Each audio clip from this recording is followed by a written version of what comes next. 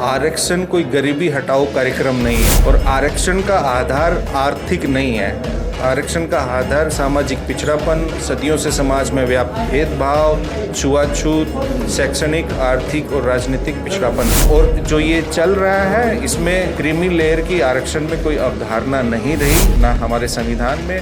और आप अगर उसकी बात भी कर रहे हैं SC ST में क्रीमी लेयर की, तो भाई किस आंकड़ों पे, कोई साइंटिफिक डेटा है आपके पास? आप किस बेसिस पे कह रहे हैं कि दलित समाज में इस जाति का इतना रिप्रेजेंटेशन है और इस जाति का नहीं है? तो ये सिर्फ जो एक व्यापक दलित एकता है उसमें दरार पैदा करने के लिए भारतीय जनता पार्टी ऐसे करती रहती है। नमस्कार, आप देख रहे हैं महाखबर। मैं सुधाकर सिंह, हमारे साथ संजय यादव हैं जो राजद के चाणक्य कहे जाते हैं। लगातार इनकी जो योजनाएं हैं और इनकी नीतियां हैं उससे राजद को लगातार फायदा हो रहा है। हम JNU में मौजूद हैं और आज यहाँ सामाजिक न्याय को लेकर के एक मीटिंग थी, उस पर बातचीत करने के लिए हमारे साथ मौजूद हैं। सर, पहले तो आपका स्वागत है और बधाई आपको कि आप कुछ सदन के सदस्य बने हैं। Thank you.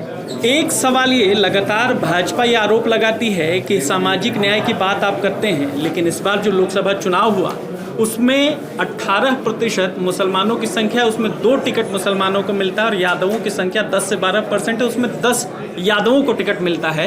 तो तेजस्वी यादव कहते हैं कि ये A to Z की पार्टी है, तो ऐसे में कैसे साबित होगी? अच्छा, यही सवाल मैं भारतीय जनता पार्टी से पूछूं, उन्होंने कितने पिछड़े समाज के लोगों को टिकट दी, कितने दलित वर्ग के लोगों को टिकट दिया? हम एक ब्रॉडर अलायंस में थे।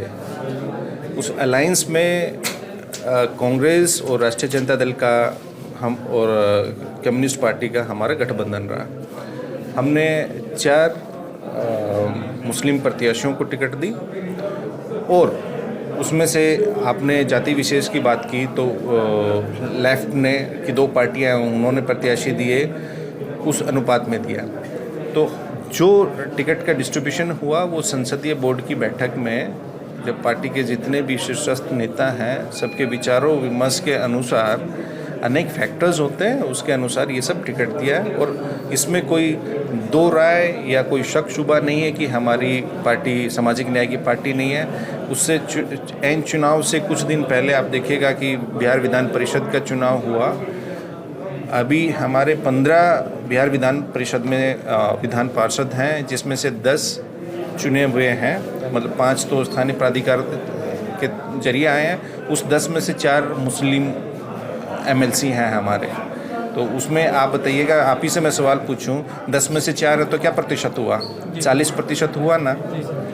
अभी राज्यसभा में अप्रैल तक 6 में से हमारे 2 माननीय राज्यसभा सांसद मुस्लिम थे, तो उसमें क्या प्रतिशत हुआ था? 33%। पिछले चुनाव में, ये 2019 के लोकसभा चुनाव में हम 19, जिसमें LJD की 2 सीट थी, उसके बाद रह जाती है 17 सीट। 17 सीट में से हमारे 5 प्रत्याशी लड़े थे, उसमें क्या प्रोपोर्शन था? 33%। तो हर चुनाव का एजेंडा और रणनीति पार्टी की अलग अलग होती है, और जो सीनियर नेताओं का, संसदीय बोर्ड का क्या निर्णय होता है, उसी के अनुसार ये सब उम्मीदवारों का चयन होता है। गठबंधन का क्या स्वरूप है, गठबंधन में किस सीट में, अगल बगल की सीट पे कौन लड़ रहा है, वहाँ का क्या समीकरण है, क्या रुझान है, उसके अनुसार पार्टी ये निर्णय लेती है। सर, ये अगस्त का महीना है और मंडल कमीशन इसी महीने में लागू हुआ था, और अब एक नई बहस आरक्षण को लेकर के देश में चल रही है।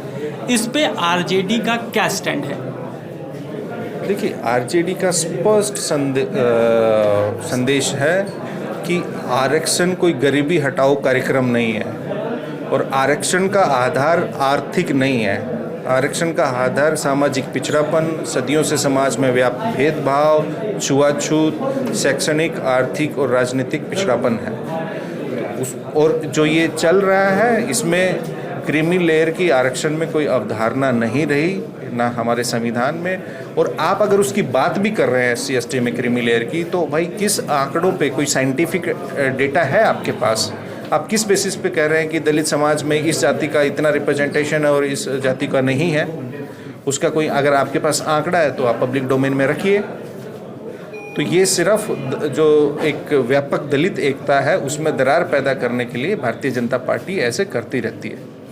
सर, आप जब से राजद में आपकी गतिविधि बढ़ी है, आप एक्टिव हुए हैं, एक देखा जा रहा है, आपने भी अभी कहा कि जो आपके युवा प्रवक्ता हैं बोलते हैं तो लोग आपकी तारीफ करते हैं पार्टी की कि बेहतर बोल रहे हैं। लगातार युवा आपसे जुड़ रहा है, उसके लिए आपके पास क्या नीति है? खुद आप भी युवा हैं, चूँकि लगातार युवा आपसे जुड़ रहे हैं, उसकी क्या रणनीति होगी, कैसे उनको? आप ही ने सवाल में कहा कि भाई हमारी पार्टी के युवा प्रवक्ता है। बिहार सबसे अधिक युवा आबादी वाला प्रदेश है। 60% बिहार की जो जनसंख्या है वो युवा है, और हमारी पार्टी के नेता श्री तेजस्वी जी हैं, और सबसे अधिक युवा माननीय विधायक और सांसद भी हमारी पार्टी के हैं। तो जो युवाओं की आकांक्षा है, उनकी जो इच्छाएं हैं, उनके जो सपने हैं, उनसे हमारा दल कनेक्ट करता है। और जब जिसकी 60% आबादी है, उसकी आबादी के अनुरूप हम अपना रिप्रेजेंटेशन दे रहे हैं उसमें युवाओं को। तो देखिए, अभी सुधाकर जी, मिश्रा जी, हम सब, अभय जी, सब तो युवा हैं, तो युवा सांसद चुन के आए हैं। और आपने बात की प्रवक्ताओं की, तो प्रवक्ता भी हैं। तो क्योंकि एक युवा के मुद्दे को ज़्यादा बेहतरी से समझता है, उसमें कोई जनरेशनल गैप नहीं है। वो जानता है, एक युवा, हम जानते हैं कि आप क्या चाहते हैं, आपकी क्या ज़रूरतें हैं, और उनको कैसे पूरा करेंगे। तो पार्टी उसी दिशा में अपना काम कर रही है और युवाओं को मौका दे रही है। एक अभी 15 अगस्त के बाद से एक तेजस्वी जी यात्रा लेके निकल रहे हैं, उस यात्रा के पीछे क्या विजन है, या तेजस्वी जी चुनाव की तैयारियां चल रही, क्या है? तेजस्वी जी निरंतर जनता के बीच में ही रहते हैं। आपने देखा होगा कि फरवरी माह में उन्होंने जनविश्वास यात्रा निकाली, जिसका समापन पटना में एक बड़ी जनविश्वास महारैली के माध्यम से हुआ। उसके बाद वो लगातार चुनाव में व्यस्त थे। अब चुनाव के बाद, और अभी ये बारिश का मौसम है, जैसे ही ये हट जाएगा उसके बाद वो फिर यात्रा से निकलेंगे।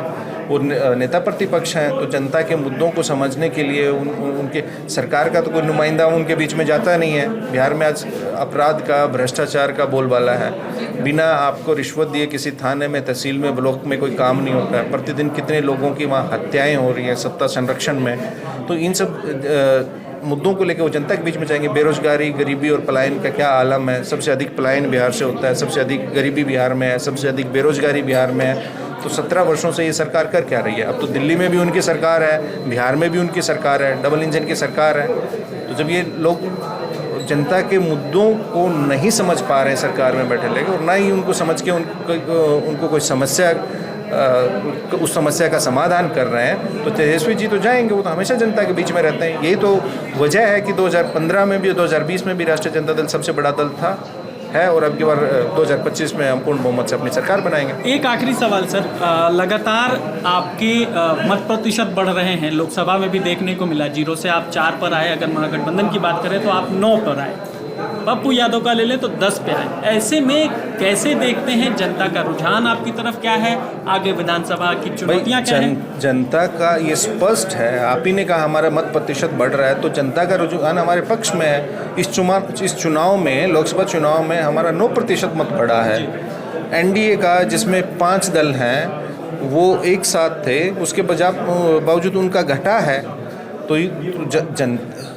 ये मत प्रतिशत बढ़ना अपने आप में स्पष्ट करता है कि हम जनता के मुद्दों से कनेक्ट कर रहे हैं। जनता हमें चाहती है, जो गरीबी है, बेरोजगारी है, पलायन है, महंगाई है, भ्रष्टाचार है, उसको दूर करने के लिए जनता राष्ट्रीय जनता दल के साथ है, और हम उनके मुद्दों को लगातार उठा रहे हैं। और इस मैंडेट ने, 2024 के मैंडेट ने दिखाया भी है, तो स्पष्ट है।